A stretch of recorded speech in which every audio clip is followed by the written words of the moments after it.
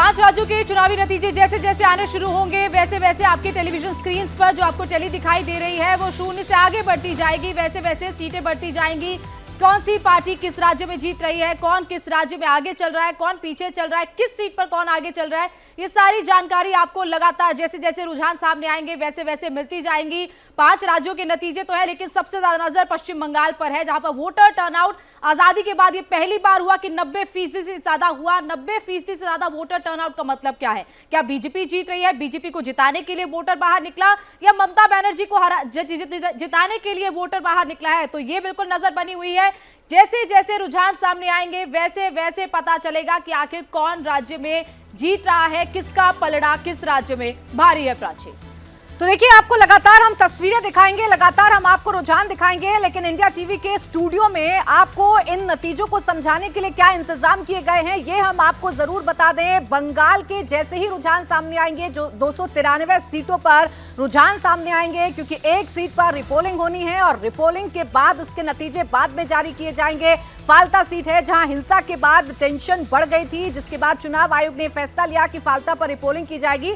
तो 293 सीटों के जो नतीजे होंगे वो ऐसे आगे आपके सामने दिखाई देंगे। बीजेपी कितनी सीटें ले पाती है, टीएमसी कितनी सीटें ले पाती है, कांग्रेस का क्या होगा, लेफ्ट का क्या होगा, ये देखना वाकई में दिलचस्प हो गया है। क्या बीजेपी 180 का दावा कर रही है, क्या इसके आसपास बीजेपी पहुंच पाएगी, या फिर ममता बनर्जी जो 200 पार का नारा दे रही हैं, क्या ममता बनर्जी 200 पार पहुंच पाएंगी? और देखना यह भी दिलचस्प होगा कि कांग्रेस और लेफ्ट अगर कुछ पॉकेट्स में अच्छा करती हैं तो क्या वो टीएमसी को डेंट पहुंचाएगी, क्या इसका फायदा भारतीय जनता पार्टी को होगा, ये देखना दिलचस्प होगा। तो थोड़ी ही देर में पहला रुझान आपकी स्क्रीन पर आएगा, हम आपको बताएंगे कि पश्चिम बंगाल में किसकी सरकार बन रही है। इस बार बीजेपी ने इस चुनाव को डू और डाई वाले चुनाव के तौर पर लड़ा और भारतीय जनता पार्टी ने पूरी ताकत झोंकी, कैसे भी करके यहां पर हम अपनी सरकार बना पाएं, इस बंजर जमीन को उपजाऊ बना पाएं, ये कोशिश भारतीय जनता पार्टी ने की है। अब देखना दिलचस्प है कि श्यामा प्रसाद मुखर्जी की जन्मभूमि में इस बार बीजेपी कितना कमाल कर पाती है। गौनिका, बिल्कुल प्राची, लेकिन सबसे ज्यादा नजर होती है कि आखिर मुसलमान किस तरफ गए हैं, मुस्लिम एरियाज में किस तरीके से वोटिंग हुई है। क्या ममता बनर्जी के पक्ष में ही मुसलमान बाहर निकला है और भारी मात्रा में मतदान हुआ है, 90% से ज्यादा मतदान हुआ है।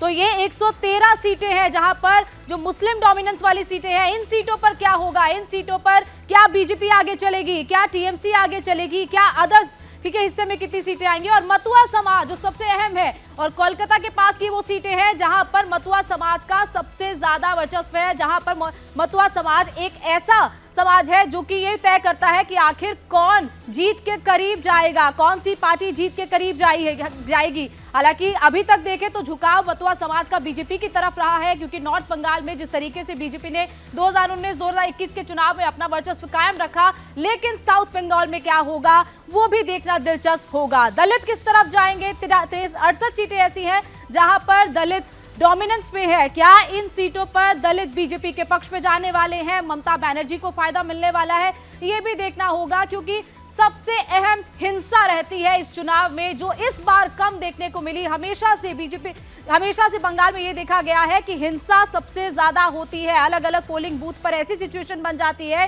कि वहां पर चुनाव ही नहीं सही तरीके से हो पाता। लेकिन इस बार लोगों ने बिना डर के निकलकर वोट किया है। आदिवासी किस तरफ जाएंगे? 16 सीटें ऐसी हैं जो आदिवासी डोमिनेंट सीटें हैं, यहां पर कौन आगे जाएगा? तो बहुत ज्यादा अहम सीटें ये आपके सामने हम रख रहे हैं, जहां पर अलग अलग जो रीजन्स हैं वहां पर किस तरीके के रुझान सामने आएंगे वो देखना होगा। राजवंशी किस तरफ जाते हैं ये भी देखना होगा। 26 सीटें ऐसी हैं प्राची जहां पर राजवंशी डोमिनेंस करते हैं, क्या हो सकता है इन सीटों पर, एक एक सीट का भी एनालिसिस हम बताएंगे। लेकिन जिस तरीके से लगातार हम आपको बता रहे हैं कि रुझान जब सामने आएंगे तब पता चलेगा कि राजवंशी किस तरफ जाते हैं, मथुआ समाज किस तरफ जाता है, मुस्लिम किस तरफ जाते हैं और आदिवासी किसके पक्ष में वोट करते हैं।